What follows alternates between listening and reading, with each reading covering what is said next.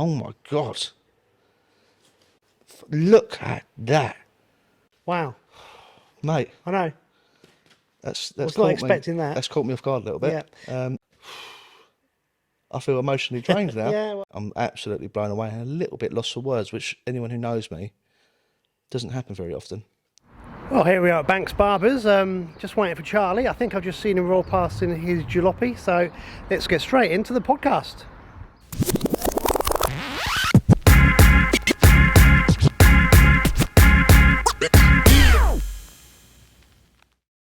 Welcome everybody to episode 5 of the Lure Fishing Podcast. As you can see, I have opened up a barber shop.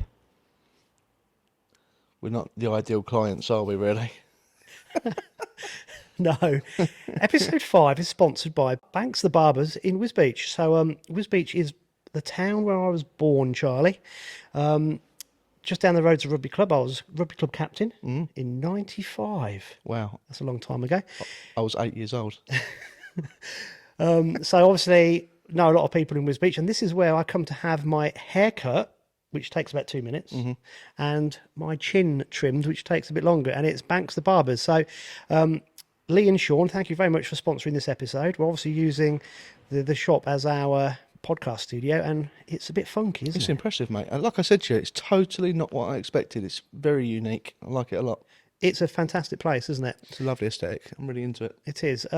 Yeah, so I'll drop in some B-roll of bits and bobs around the shop as we're talking. But if you are local to the area, you've got to come here and have a trim. It's appointment only now since COVID. So since a lot of barbers have changed to appointments only to make it a lot safer with the COVID regulations, and obviously they just carried on with that afterwards because it made sense. But it's a great place to come. If you are local and have never been, shame on you. If you're not local, you can still ought to come, really, because it is a fantastic place to be. It's just a really nice, cool barber shop to be in, but they are fantastic. There's 4 barbers. There's Sean and Lee, who are brothers, who are the proprietors, and there's Bobby the human cockroach. I can't tell if that's his given nickname or if you're just... That's his given nickname. Oh, okay, that's what he chose to be called. He told me he is the human cockroach. It's a bit of an in-joke, but Right. he's lovely. And there's Adam, who's a Scotsman. God knows how he got lost in Is he Wisbech. actually a Scotsman, or have you just mistaken him for a He Scotsman? might be one of your kinsmen. Right, yeah. Okay.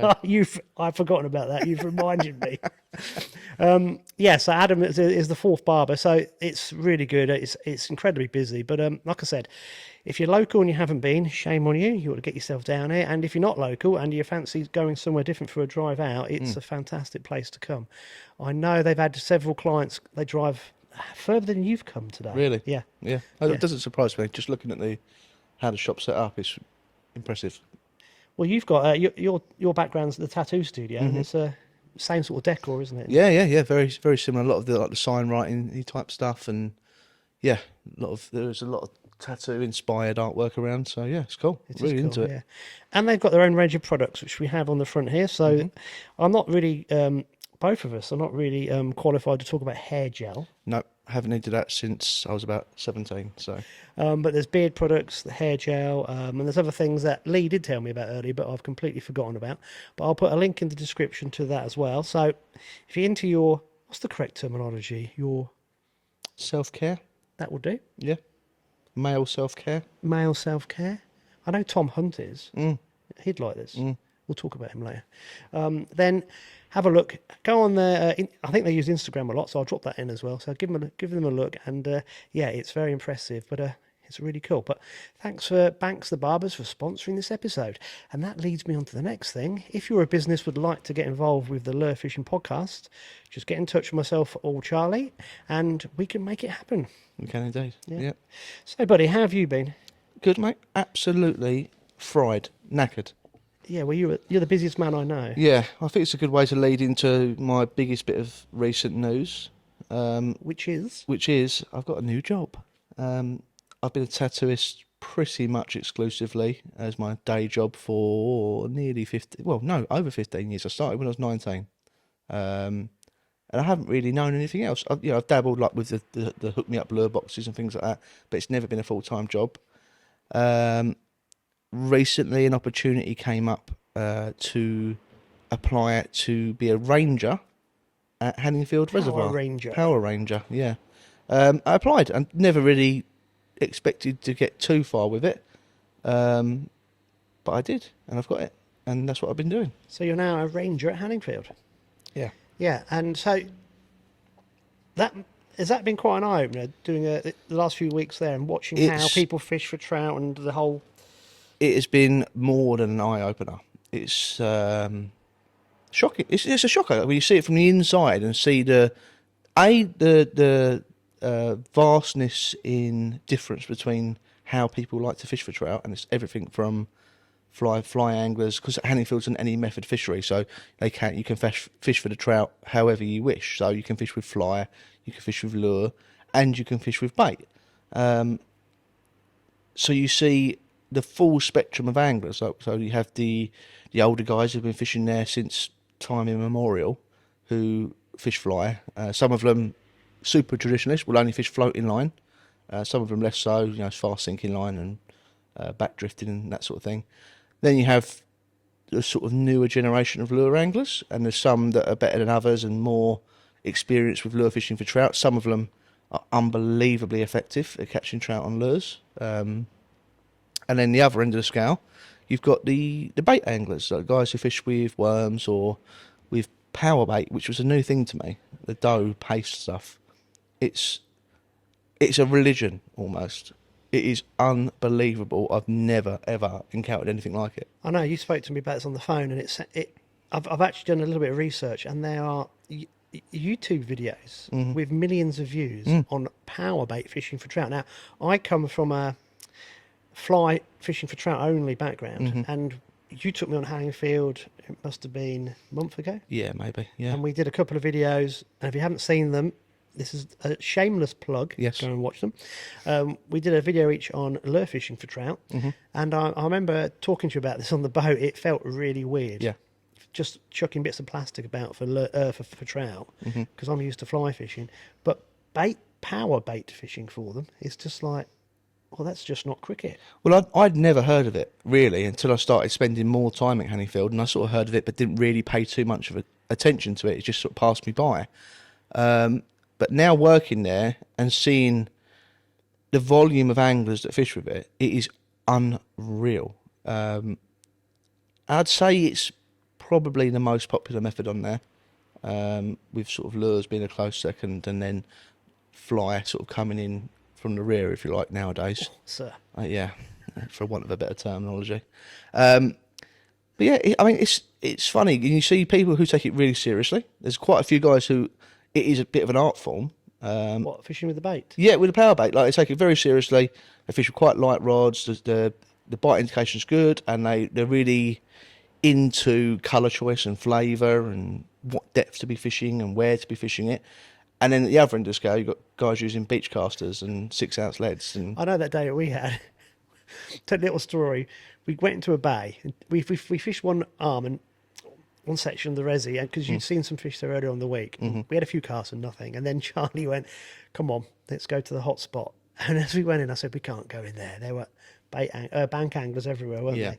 And as we pulled in, a lead landed right next to the boat.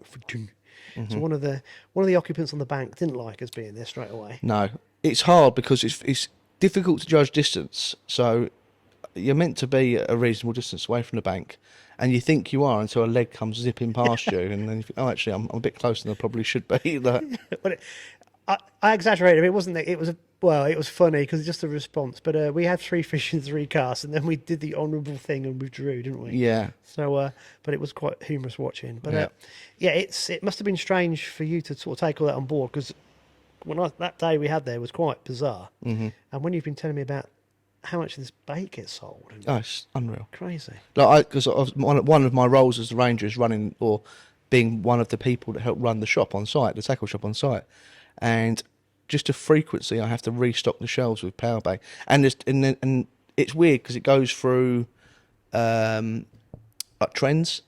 Certain colours or flavours will be popular for a week or 2 weeks or maybe more, and then they'll drop away and something else will pick up. And you can fully stock a shelf, and within 2 days it's gone. Yeah. 1 minute, mate. As everyone can see, we've made a concerted effort to make the audio better, but it comes with its own Extra problems. There we go. Yeah. More comfortable now, yeah. Well, I'm worried that I'm missing the cone of the mic as I'm craning Right. it to speak. But it'll be okay. Yeah, it's mad, isn't it? And Yeah. I think human beings, we are strange creatures that will get into a trend or a fad. Oh, 100%. Regardless whether it be haircuts, Yeah. beard, different. I mean, look on the walls in here. There's so many different hairstyles, different colours and flavours of power baits. I mean, we've got boxes here to do some unboxing in a minute. Lures, colours of lures. It's strange that going on colours of lures, because I had a period of time where I was absolutely convinced the only colour I could catch on was black. And it was not for no good reason. I was catching a lot of fish on black. Well, specifically the Kitech swing impact fat, which is like a ribbed shad, if you like, for those who don't know it. But it's, you know, and I had days where I would catch so frequently on black, I thought, well, there's got to be something else in this. So I would intentionally step away from it and put on either a different black lure or the same lure in a different colour. And that, whatever it was about that particular lure, the way it presented in that colour, was irresistible.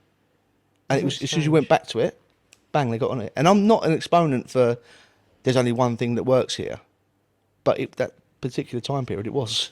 I've been fly tying recently, pike flies. Mm-hmm. I'm going to do it with the old fluff chuck in the next couple of weeks. Yep.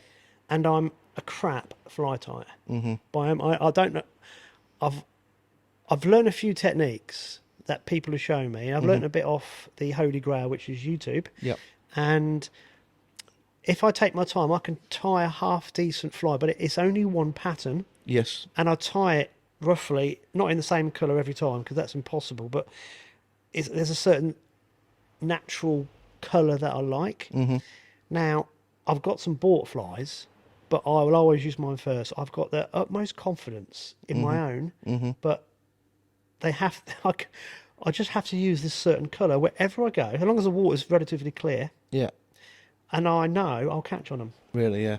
But I know like people like Paul Monaghan and people like that, they tie beautiful flies, much better than mine. Mm-hmm. But I will always use mine first. Isn't that strange? It's weird. And like I said, once you get, it's going back to the power bait. Once you get in your mind that something works for you, it's very difficult to step away from that and step out of your comfort zone, because then it's all uncharted territory. And you're Going back to your black lure, yeah, do you think you fish better because you had 100%. Yeah, 100%. I'd guess, you know, a vast majority of the success was due to my confidence. Yes, yeah. 100%. Concentrate Yeah. more on that. There's those slight differences you make in the retrieve, the Yeah. pause, whatever it is. And you fish it for longer because you're confident you're going to catching those baits. Yeah, guys. So what would be really cool in the comment section, if you can start talking about this. Let us know what your favourite colours are. You might have favourite colours for times of year. You might have favourite colours for water clarity. Mm-hmm. Let us know what your go-to is, because it'd be really interesting. I think it's quite a nice discussion thread, this. Well, it's polarising as well, because depending on who you speak to. Now, I come from a school of thought that fishing coloured water, I want to fish dark, so I feel like it creates a bigger silhouette. Loads of people will be like bright. It's got to be pinks and yellows and whites and things like that. So and they'll catch just as many as I do. So is there anything in it? You know, is it just, like you say? Is it just having the confidence to fish how you should be fishing with the lure you picked? Like, you know, I'd be interested to hear people's point of view on that. Yeah. So if we can get that going, that'd be good. And another reason why it's important that we do things like this is I'm going to talk about this. We had Dan Bucknell on DB Fishing for episode 3 and 4, and it was great that he came down, wasn't it, and spent that time. And I think I know he really enjoyed it as well. It was interesting watching the viewing figures for episode 3 went it shot up, and then episode 4 for some reason it really dropped. So either people hate us and they don't want to listen to us, or it's just one of those things. Yep. So guys out there, this podcast is yours and ours. Yep. It's not us trying to big ourselves up. We're trying to do it because there isn't a lure fishing podcast out there. So what we want to do is make it a community-based project. Well, the thing is, we're so young in it still. There's nothing set in stone, so we can adapt. We can do things differently. If anyone suggests that or if there's any good suggestions on how we should steer this and improve it, we're open-minded men. I'd like to think. Exactly. That's one thing, but also, can you like and share? Yeah. That's really important because if we can spread it even further, then it gives us more power is the wrong word, but you know what I mean. Reach is better. Reach. And we can start doing extra things. So I mean, we'll do an unboxing in a minute. We've got 4 packets here, which people have kindly sent in, and that's something else we'd like to promote further. Is when I said I tie my own flies, crikey, I'm not alone. There must be hundreds of people that do this. Of course. But also, how many people out there make their own lures? Yeah. So, Wayne got in touch. I don't know if he sent us a package. Did he? Oh, Yeah. maybe one of those Wayne. We don't.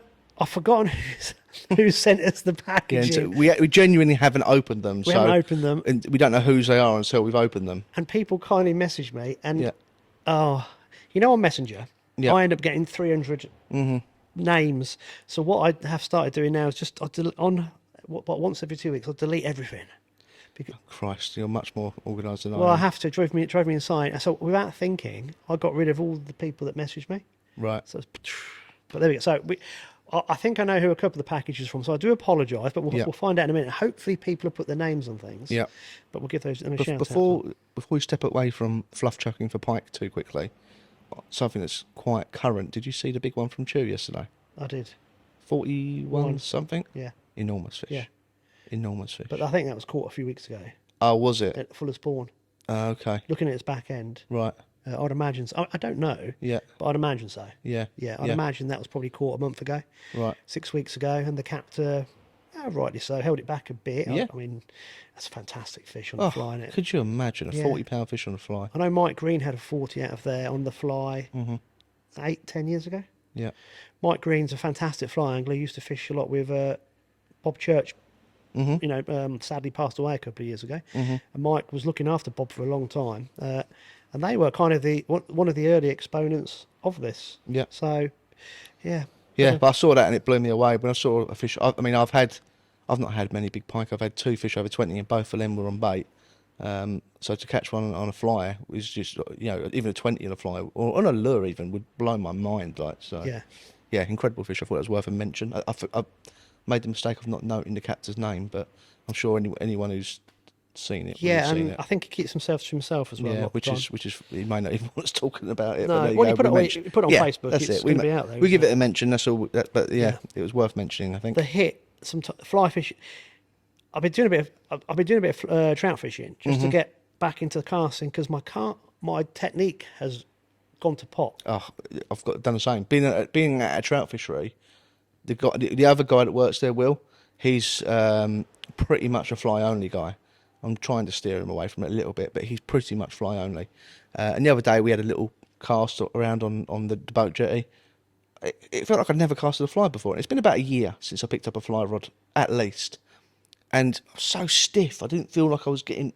Do you know what I mean? I'm so out of practice. Well, I tried because, guys, this morning setting this up in the BARBERS has taken an hour. Just setting up lights, audio. It's a nightmare. When I took my stuff on the boat, that's even more of a nightmare. So I tried to have my camera at the front of the boat, and obviously the boat kept turning depending on the wind because I was anchored a lot of the time. So the sun was a problem. Just whiting out. Yeah, but also I couldn't get the camera far enough away from me. But the bonus was I watched myself casting, and I thought, what I was doing, I was collapsing my wrist. Yeah. And I didn't realise I was taking the rod out to the side. Oh, I'm terrible for that. So I was casting across myself, and my back cast was way too low. So I was upset with myself because I pride myself in being quite good at casting. So I had to go back and turn, pitch the line higher, and it felt really weird. But even now I'm collapsing my wrist too much. But it was interesting, and I thought, God, everything aches. Yeah. So this is where I struggle with fly fishing because my hands and wrists are knackered from years of vibrating machinery with tattooing. I'm glad you said tattooing. Yeah, I wasn't going to give you a chance to get in there before I finish that. My wrist collapses all the time, and what happens is, A, the cast suffers, and B, by the end of the day, it hurts because you're doing what you shouldn't be doing. Well, the less effective you are, the more false casts you do, the more you tire yourself out through the day. Yeah. So the more efficient you are, the fresher you are at the end of the day. And everything I've learned, everything I have to do when I'm on a boat and I'm lure fishing, Yep. I can get quite intense and Driven, yeah. yeah. but you can't lure fly fish like this because the line gets in the way. Yeah. I hate using drogues, but using a drogue lends itself to fly fishing. Everything just gets in the way, so I have to go, calm down, Yeah. Yeah. count to 10, and you have to Be a bit zen about it. yeah, and also take breaks. Yeah. You have to stop for 15 minutes, go, right, okay, let's just Recenter. reset. Yeah. And just kind of bring it back in. And I think this is quite interesting. So fly fishing, you're right, you need a different mindset to lure fishing. With lure fishing, because let's face it, there's not much skill in casting. No. There is, but no, not really. If you're a bass angler in America flicking under docks and things, yes, a great lot of skill. But let's face it, most lure fishing is just chuck it out. I mean, obviously there's things you can do to feather it in against the water and let it, depending on what angle you want it to fall. But we won't go into that now. No. But let's be honest, chuck it out. Yeah. Fly fishing is I watch these guys who are instant experts. They've been doing it for 2 or 3 years. It's like they're not even casting. There's a kind of like a rite of passage. It takes a long time, and you have to keep coming back and reassessing where you are with it. Because, I was shocked how poor my casting had become, and it was only when, without thinking, I was getting tired. I was in a very strange area of the water where the wind was really kind of vortexing around, and the line hit me, and I thought, that's never happened. That hasn't happened for years. And that's when I realised, I went, what am I doing? Yeah. It was, but it's interesting to reset. So I had to go back again. And I spent half the day just, rather than just casting moronically, I was actually picking structures and actually making sure I could cast at different angles, irrelevant of the wind. And I kind of dialed back in a bit better. I still got to refocus. But that's what I like about our sport. There are so many things and so many facets to it. There's always something that you need to either get better at or revisit. Yeah, absolutely. Yeah, it's amazing. For sure. We haven't spoken very much about lure fishing, a bit of other stuff, but I think there's a crossover of all this. Yeah, and of course. I think the best anglers are the ones that know they're not an expert, because these instant experts are unbelievable. No one's an expert in fishing. There's just too much to learn. No. And I think the better you get at it, the more you realise there's so much more to learn. Yeah. Oh, 100%. Yeah. And then when I speak to really good anglers, they're the ones who are very grounded. They know how good they are, but also they know what path they're on. Yeah. And how much better they need to get in certain aspects. So, yeah, it's been interesting. And I think that might lead us on to this. Because I think one of the things that I'd like to promote through this, Charlie, is get the independent lure makers involved. Yeah, without a doubt. Because to me, that's mind blowing. Yeah. I've always dabbled with the thought of it, but where on earth do I find a time? I'm not opening Pandora's box on that one. Yeah. Because I think if I did, because it's not even a case of finding a model that you like. It's then working out what density of plastic I mean, we're talking about plastic baits, but we could talk about wooden. Yeah. I mean, Anders, who owns Wolf Creek Lures, made his name about making wooden lures. Right. Now, when I speak to the guys in Sweden or my mates in America, I know Joe Peterson really well. So those of you some of you might not have heard of him. He's the guy that designed the guppy for CWC and Strike Pro, but it was a wooden bait. Yeah. It's obviously made out of plastic for us mere mortals. But when Joe makes these wooden musky baits, because that's what he's renowned for, it's you have to they go into so much detail. It has to be a certain type of wood. It has to be a certain part of the tree.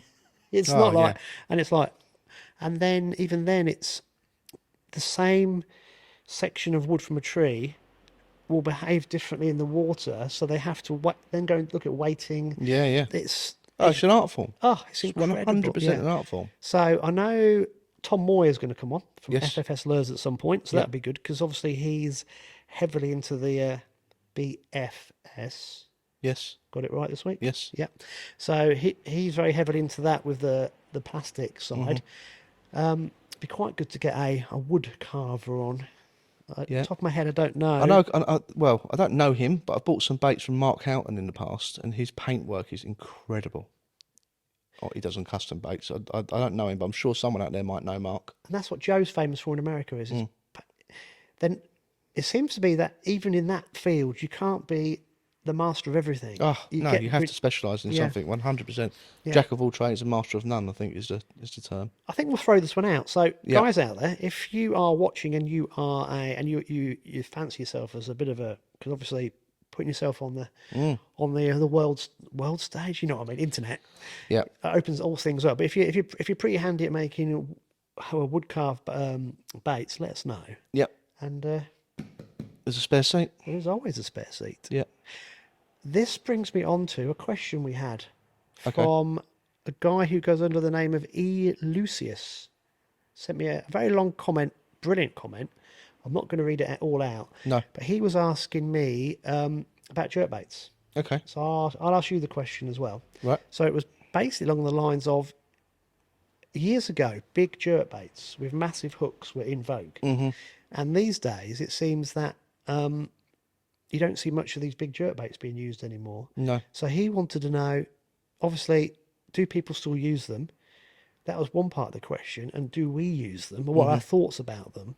And the second part of the question is, they are quite renowned for damaging pike. Right.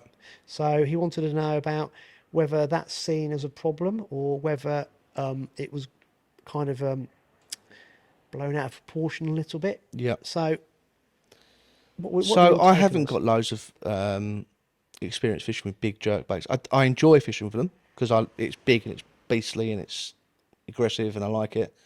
But I haven't caught many fish doing it. It's the honest truth. I dabble is probably the best term for it.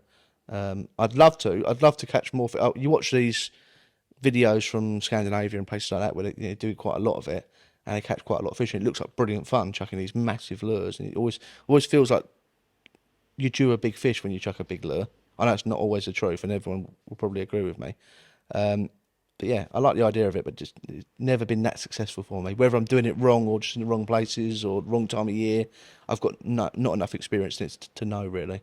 What's your thoughts about the damage that it causes to?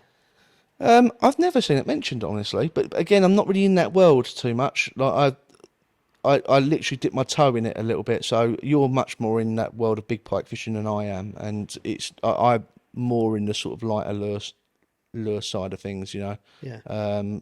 But I can see why. You know, these giant trebles have got to have some sort of effect.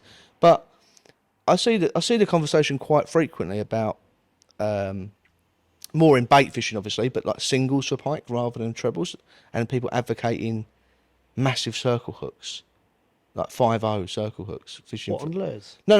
On With bait. Baits, yeah. And they're saying, oh well, a single's got to be better than a treble.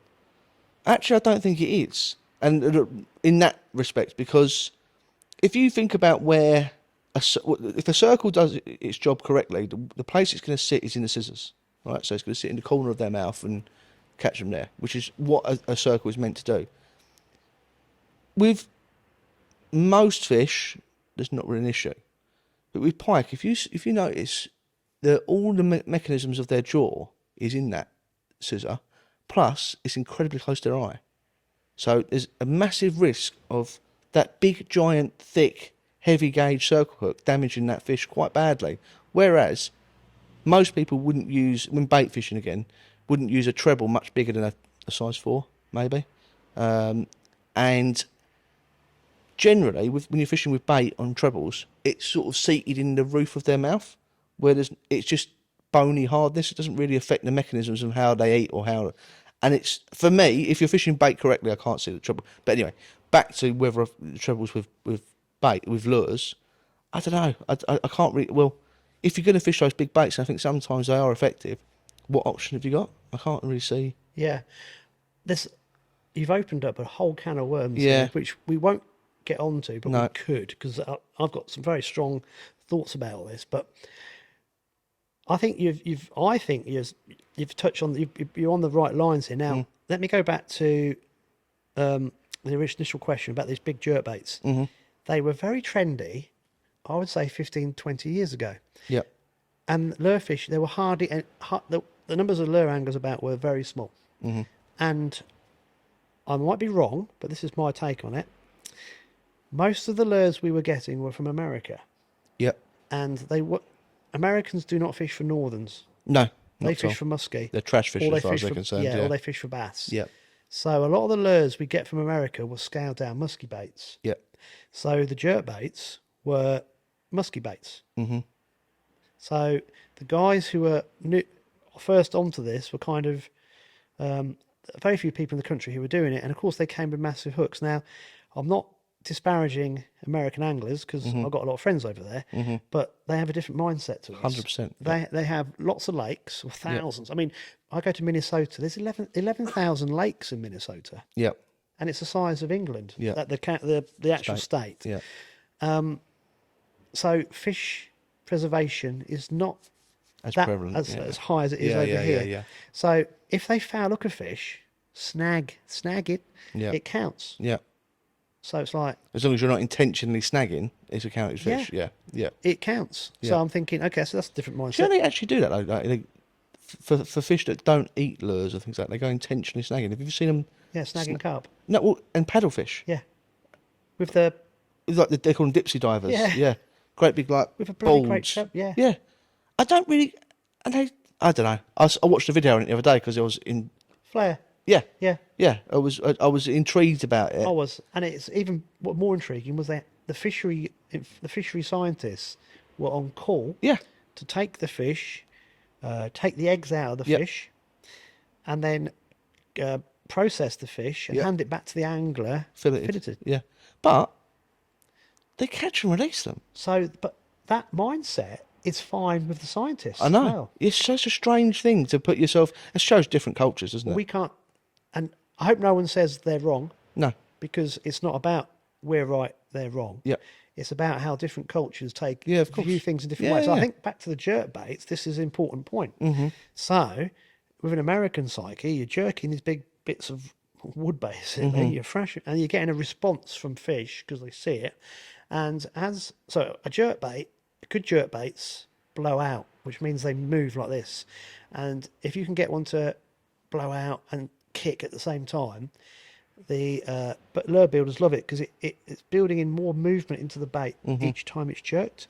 So they don't want it just to do that. They want it to blow out and perhaps rise up or dig down, Yeah. or even do one of the two, but randomly. Yeah. So that's what they're trying to do with a lot, and there's far more involved in this than I just explained. But as it blows out and flicks, if a pike's about to take it, it's going to miss it with its mouth and it's going to catch somewhere else. Right. Yeah. So there was a problem that these big jerkbaits with these massive hooks were damaging pike in the UK. Now, obviously, we have to look after our fish stocks because they're highly pressured. So that was one of the problems with it. So I see less people using big jerkbaits, but going back to, I mentioned about Joe Peterson and the guppy, that's a lot smaller profile, technically a jerkbait, but you can fish it reeling straight. Yeah. And there's several baits on the market now that actually jerk on a straight retrieve. But Yeah. it's less of a big blowout, More subtle. more subtle, but it still has that reaction. Yeah. And interestingly, these baits are supplied, because we're all bloody lazy and not many people will change the hooks. They're supplied with a lot smaller trebles. So I don't tend to use jerk baits much, but if I do use one, it tends to be a guppy. And don't often, I can't remember getting a fish on the outside the mouth. No. No. Because being a smaller bait, less of a violent blowout, I think the pike can line it up better. Yeah. And they tend to inhale it. So if you look at, I mean, there's lots of things on YouTube at the minute with Stefan Troomstad, CWC, and they use Buster Jerk a lot, or a bait that's very similar to it. And it's amazing how the pike's actually engulfed it from behind. Yeah. Yeah. Yeah. So from that angle, it's a kind of a safer bait to use, causes less damage on the outside. Yeah. Going back to sight trebles and things, this is just when I'm using my big pike plastics like Wolf Creek jobs, I use real heavy gauge, Yeah. like size 1.0, size 2.0 trebles to match the size of the bait with a barb. This barbless thing is the biggest loads of crap out ever, right? I try not to use a landing net. Yeah. So I unhook most of my pike over the side of the boat or in the water, Yeah. because also a landing net with trebles is a disaster. Yeah. Nightmare. It's a nightmare. Yeah. And if you've got one hook in the fish and you've played it, you can nip it out. The only time I've ever caught myself with a treble was when I had a pike in the landing net and on a boat in a really heavy swell, and I ended up getting pike still attached with a treble in my thumb. Yeah. That's my own fault. Barbless, I don't get it, because I do get it, because people who aren't very experienced can't unhook fish, therefore they should go with someone to learn Yeah. rather than going out there and damaging fish. That's the first thing. But barbless is a good idea if you're in a competition using a landing net. So you watch these online channels and Yeah. they're netting everything, small fish, Yeah. and they tend to introduce a barbless rule. Yeah. I get that. Yeah. But if you've got a barbless hook, it needs to be a thick wire, not a thin wire, so it doesn't rip. Yeah. Because this is where carp fisheries are understanding this now. Yeah. If you have a barbless hook and it will, on a big fish, it rips. Well, it works like a saw. It moves backwards and forwards, and it opens up the hole. Yeah. Particularly if you. Yeah. So people are overthinking this, thinking, "Oh, you're going to use a fine wire barbless Yeah. hook on a big fish." It's a bit of a disaster because Yeah. if it doesn't open up, it pulls and rips the fish's mouth in some of the situations. Not all the time, but a lot of the time. Whereas a barbed hook with a thick wire, once it's in, it stays put. Yeah. I'll tell you something else that I tend to do with some pre-rigged soft plastics like the Fox Reps. I cut off the single and just had the treble on the bottom because I don't like that massive single. Because the same, very often, when on a rep, when you get that hit from the side, that single comes up the top through the top of their mouth. I just don't like that. I'd much rather just have that treble just inside the mouth. Well, again, as we get further into this, the smaller the bait, the less hooks. Yeah, yeah. So, I mean, a treble is a bit. You think about jardy and snap tackle, treble hooks. They've been around for such a long time. There must be a better way of doing it, but is there? Yeah. So if I use like small cranks, and they come with 2 or even 3 trebles, I normally take at least one of the trebles off. One, because it's not necessary, but 2, it impedes things. But also, you have to check the action of the lure, make sure it's working properly while reducing things. But I think this is something we could again spend a whole episode talking about. But that was a great question. So to go back to the jerkbait question, big jerkbaits, massive hooks do cause problems. You can see where it's come from. Yeah. Does it have a place in our fishing? Well, who's to say who's right and wrong? Yeah. I think it comes back to how the angler feels about it. But at the end of the day, you've got to use a bit of common sense. But hey ho. Should we get onto this? Yeah, come on. I'll tell you what I'm going to do before we do that. I'm just going to realise I've got both my phones in my pockets, neither of them on silent. And I've been quite lucky so far not to have a phone call, so I'm just going to put them on silent. I could have told you off then, but you're right. My phones, as you know, my phones don't stop. I've got 2 phones now. Are you a drug dealer? Yeah, no, this is my Or a pimp? I can't even reach that one won't ring. Right, so we asked people to start sending in lures, and we've got 4 packages here, which is very kind of them. Yep. And what I'll do, Charlie, if you would like to open, Yes. I will film you so we can get a Some close up. lovely close-ups. Yeah, so I'm just going to get... So I'm going to try and manoeuvre without banging and moving the mics and ruining the audio. I'm ready. Okay. Yeah. I can just about reach. Right, so Okay. you're going to have to give us a running commentary. Okay, so addressed to us, which is lovely. Lovely to see in writing, the Lure Fishing Podcast. Now, I sort of got a little bit of a tip-off on this one. So the return address is to Wasp King Fishing. I won't give his full address out because I think he won't be appreciative of that. But that is none other than Brad Hunt, who I know quite well. He's worked with me in the past, with Hooked Me Up and a few other things. So, but he did say to me that there's a clue about... What did he say? There's a clue about the colours of one of the bait on the outside of the packaging. Now, he's crossed out Wasp in Wasp King and written something else on top, which looks to me like Wang King. Oh! I've just said it out loud and realised what he's done. Have you worked it out? Jesus Christ. Did you not hear what I just said? Yeah. Well done, Brad. I literally didn't know I was saying that. Is that humour? Yeah. Yeah, I've missed it. Well, say it. Yeah. Do you really? Yeah. It's a play on words. Okay, so when I was in the sixth form at school, right, we had a Christmas skit. Right. So we changed it so the teacher that was vetting it didn't know what we were going to say. Oh. And as we were doing a scene change, me and my mates came on and we said, look, Mrs. Boove, teacher, would like it known that her first name is not telephone. We had a teacher called Mr. King. Oh. So we came on and said, in front of all the kids, Mr. King would like it known. And they were all going, yes. Yeah. His first name is not Michael. No, not Michael. Wayne. Wayne. Yes. Wayne King. Yeah. Did you notice that when I said it earlier? No, I thought it said Wong. Ah, I couldn't read his writing. well done, Brad. Bradley, you've got to improve your writing, mate. Okay. It's awful. Right, so let's take this one at a time. I'll try and give you a little Right, bit of a let me close try up. Oh my god. Okay, so these are made by Banshee. Shall I read? I'm going to read the back before I show you what's inside. Banshee lures are created by the most skilled US engineers and craftsmen. Our lure's ability to target fish precisely is based on years of research from our experienced staff. The well-balanced shape, excellent reaction, and brilliant colours of Banshee lures definitely comes with the world's highest quality. Okay. These are going to be rude, aren't they? Feel Are we going to get chucked off YouTube? before Feel we this start? quality revered by anglers all over the world. And do you want to know what the colour of this particular lure is? Is it pink? Well, no, the name of the colour. Valentine's candy. Oh dear. Ready? Go on. Are you in focus on this? Go on. Go on.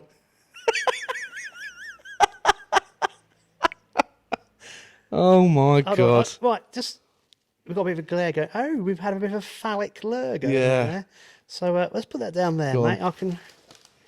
So Bradley, the first unboxing we've ever done, you've completely destroyed the whole.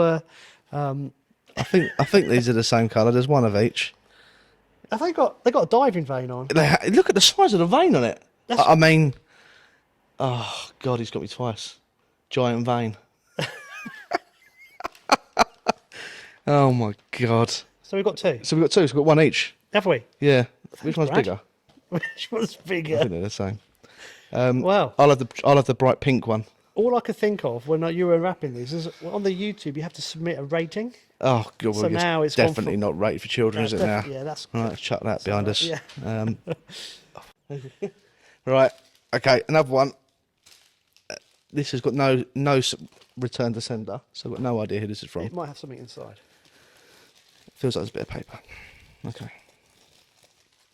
I do know two people that's. Oh, okay. I know who this is from. There's no note or anything, so I'm just going to get these out. So,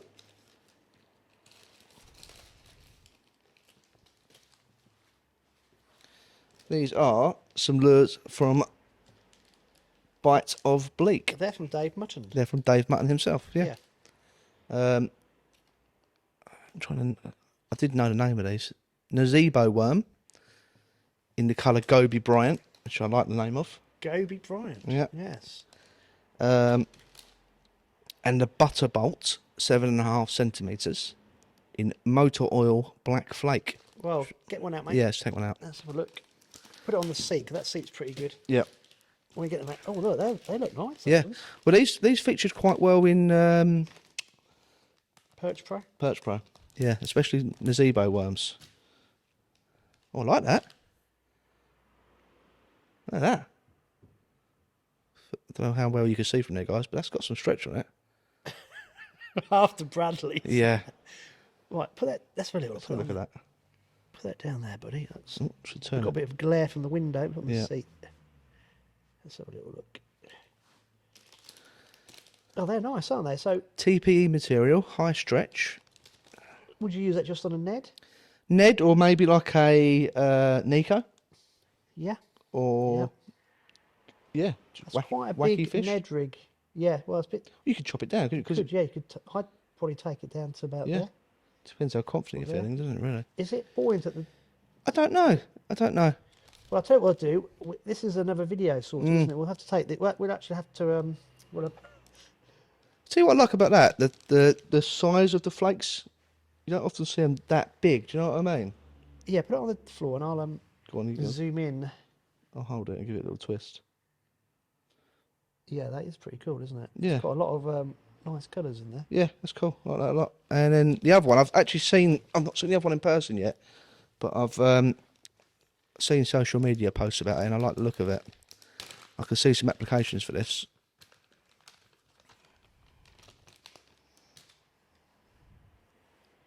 It's a nice, durable Where did you put it? material. It's cool. I like that. It's fairly unique. Oh, that is nice, isn't it? That's my hand. I think there's certain coastal fishing scenarios where that would come in quite well. When especially bass, they can get really zoned in on like gobies and things like that. And I think that would lend itself quite well to that. That's a different profile, isn't it? Yeah, something completely different. Yeah. I know Gunky released something similar fairly recently. It's a bit like, what's it called? The Mega Bass one, the pre-rigged one. Forget what it's called. Dark Sleeper, Mega Bass Dark Sleeper or something like that, where the hook is masked within the dorsal fin, so it's sort of hidden. That's almost like weedless in itself. But I like that. That's cool. Very different, isn't it? Very bulbous in the Yeah, it is. the head. Dave, I know you listen to every episode. Thank you very much. Yeah, for cheers, sending Dave. those in. Yeah, that's very kind of you. Like them. Okay. Box or package next? Oh, let's save the big one till last. Okay. Right. Well, we know who this one's from because it's got his address on the back. Again, we won't show his address. He's a very organised chap. Yes. Yes. This is Mr. Tom Moyer from FFS Lures. What does FFS stand for? Floating finesse stick. Oh. But obviously, Is that the original yeah. bait you made? Yeah. Christ. Obviously, it has the a different meaning to some people. Yes, of course. I missed a bin 3 times now. FFS Lures. Try and get my thumb out of the way. See if you can open it without. Oh, Christ, now you're asking. Come on. Where's it opening?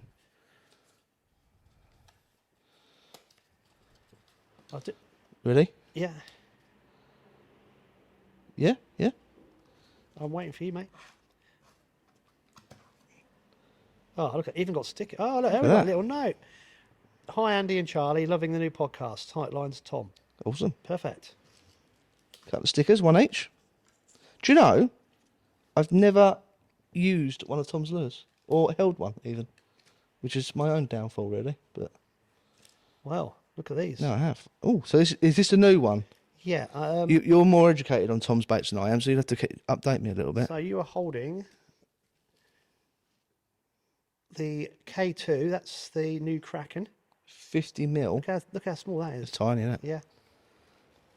In colour contusion. Let's have a look. Let's get one out. So I've got on my knee here. I've got the Intruse. I can see a lot of applications for that. That's cool. What you Oh, got? nice, The aren't same one, different colour. Yeah, Intruse. Look how small they are. They're Yeah. very, very. Canal waspin. That'd be great, I think. Yep. What else I we got like that. here? What else we got? We've got the bigger ones. Oh, hello. Swap, because you had the choice last Right. time. I want.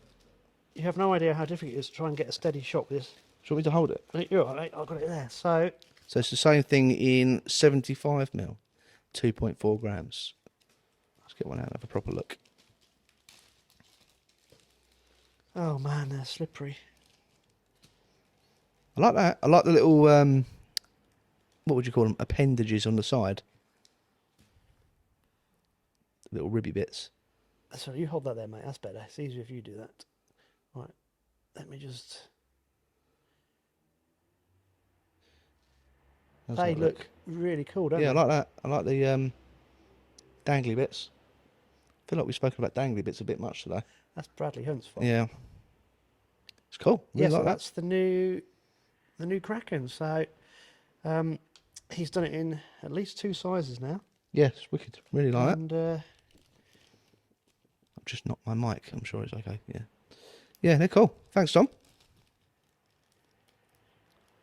I'll have to right the wrongs of not having used one of Tom's lures before.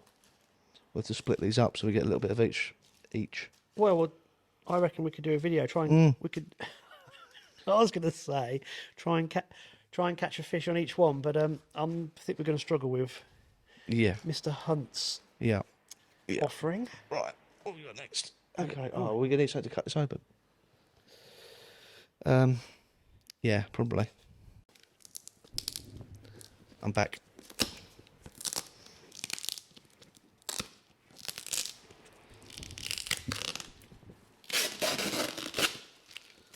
Should have done that close to the mic. We should have done some ASMR. What? Yeah. Hold on. Okay. At the moment, I haven't seen anything. It's just a bit of paper covering. Okay, so Charlie wasn't really man enough to rip the tape off, but No, that's true. I've saved the day. Go on, go for it. Okay. Yeah. So, there's a note, which I'm going to read first. Oh, it's long. See what? I'm going to close that while I read this. Clear my throat. Hello, Andy and Charlie. Firstly, I want to thank you both for doing this podcast/show. I've been craving something like this for years. Last week you mentioned about sending handmade lures in, hence why I sent this piece of art in the form of this glider from Barry Robinson of Robinson Lures. Here is the backstory of this lure. A lad called Charlie Dance wanted to do a lure fishing match to raise money for Children with Cancer UK. The inspiration for this was my daughter Abby, who was diagnosed with leukemia at the age of 8. After beating it twice, the cancer came back for a third time last year, but Abby keeps fighting and doing well. Abby has a Facebook group called Abby's Journey, which raises awareness of Down syndrome and childhood cancer, as well as following the ups and downs of Abby. For the fishing match, we put out a request for donations for a raffle, and Barry kindly said he would do a glider for the raffle.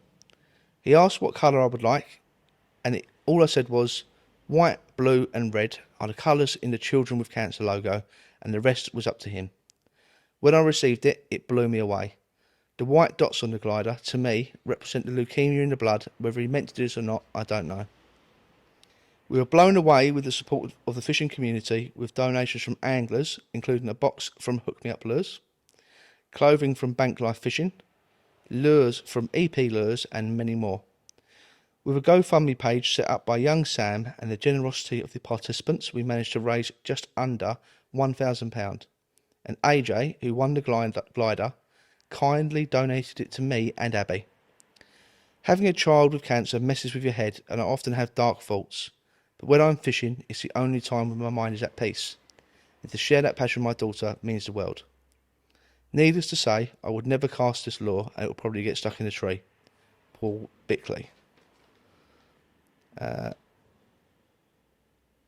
idea for future shows could be to do a spotlight on these smaller businesses like PM Lures, Robinson Lures, EP Lures, 97 Tungsten, FFS Lures, Bank Life Fishing, who are all contactable via Facebook. And then it's got the return address for Paul to send this back to him after we've had a look at it. Wow. Mate. I know. That's I was not expecting that. That's caught me off guard a little bit. Yeah. Paul, that's amazing. Thank you for sending Incredible. this in. Yeah. I have, oh my God. I have followed Abby's story a little bit on look at that on social media. Let's just, can you put that on the, And because the glare from the window is not doing these lures justice. No. Yeah, I followed Abby's story a little bit on social media, and it is incredible. She's very inspirational, and you can see the enjoyment she gets from going fishing, and I think that speaks volumes on what fishing can do for a person, both physically and mentally. Wow. Paul, that's just amazing, mate. I'm absolutely blown away and a little bit lost for words, which anyone who knows me doesn't happen very often. No, it's was not expecting that. So, Paul, thank you very much. We'll get back in touch with you after doing this, obviously. Yeah, it's cancer's a evil thing. Yeah. It really is, and it affects so many people in so many different ways at times when you don't expect it. Yeah. Yeah. Yeah. Yeah. So, also, and like I said, I do follow Abby's journey a little bit on social media, and I think she's just sort of venturing into lure fishing. I think she was more into her bait fishing before. So, Paul, if you contact me, either personally or through Hook Me Up, I'm going to send Abby out a box. She can have a diamond box, which is our top tier, and hopefully get her set up with a bit more gear to go out and catch some more fish and enjoy it a bit more. So just drop me a message, mate, and we'll sort that out. well, again, we're a very young stage of doing the podcast. Yeah. A few years ago, I spent a whole year taking a friend fishing. Yep. And they had to pay every month. I took someone fishing. They had to pay £10, and I paid £10 towards a children's cancer charity, and it worked really well. Most people paid more than £10. Of course, we yeah. raised, and I was stood at school then, and I did a non-uniform day with the kids, and they raised about £800.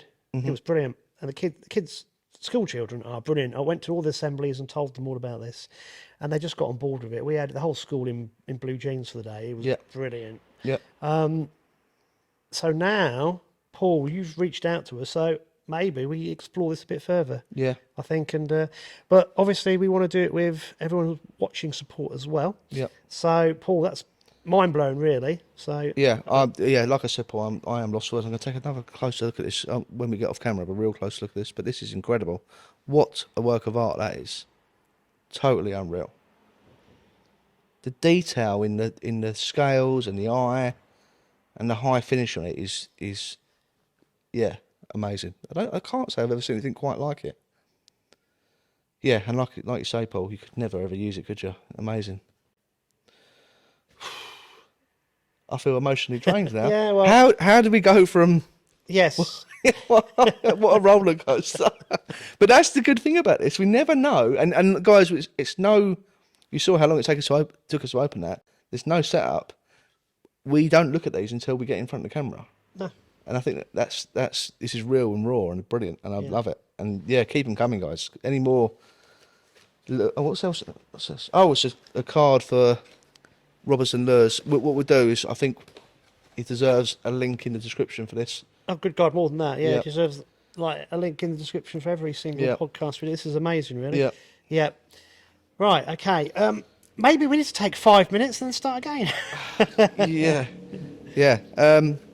I'm a little bit thrown from that. So yeah, should we take a break? No, let's keep going. Okay. Keep going.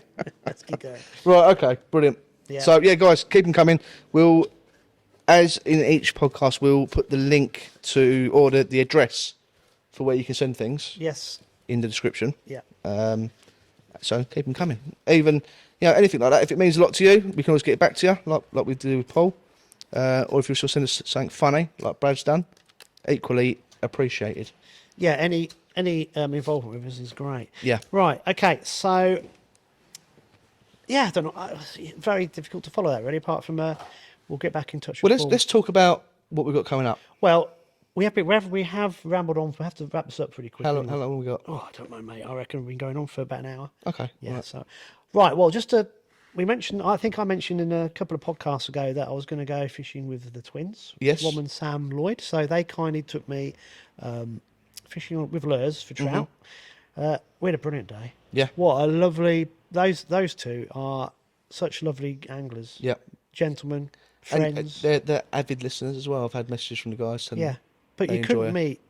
Well, I find in angling you either meet brilliant people, and then that's 95%, then 5%, or 4% of know-it-alls, and 1% of tossers. Yeah.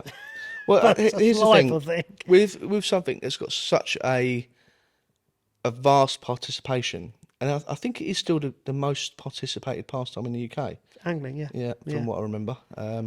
So you get a little bit of everything, aren't you? But they're such great fun to be with. So I know I've told them a million times. Thank you two for taking me to that.